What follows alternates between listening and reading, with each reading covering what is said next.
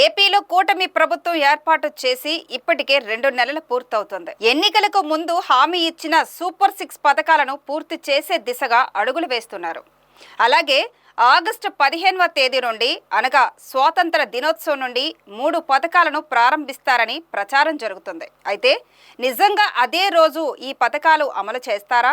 ఇప్పటికే అన్నా క్యాంటీన్ పనులు పూర్తయి ప్రారంభానికి సిద్ధంగా ఉంది.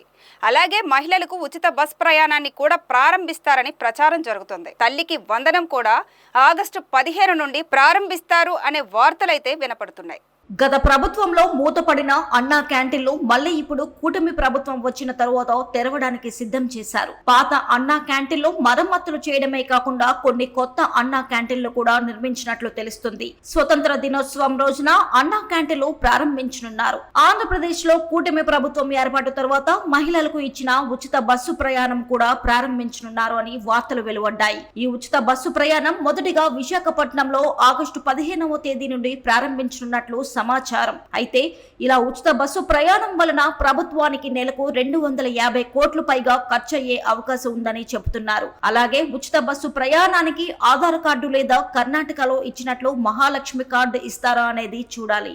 ఇకపోతే ఏపీలో గత ప్రభుత్వం అమ్మ ఒడి ఇచ్చినట్లు ఇప్పుడు కూటమి ప్రభుత్వం కూడా అమ్మ ఒడికి బదులుగా తల్లికి వందనం ద్వారా ఇంట్లో ఉండే ప్రతి పిల్లవానికి 15,000 రూపాయల చొప్పున ఎంత మంది పిల్లలు ఉంటే అంతమందికి ఇస్తాము అని హామీ ఇచ్చారు. కానీ ఈ పథకం పైన ఇంకా స్పష్టత వచ్చినట్లు కనిపించడం లేదు. కానీ కొంతమంది తల్లికి వందనం కూడా ఆగస్టు 15వ తేదీ నుండి అమలు చేస్తారని అంటున్నారు. కానీ తల్లికి వందనం పైన స్పష్టత కోసం కొంత సమయం వేచి చూడాల్సిందే.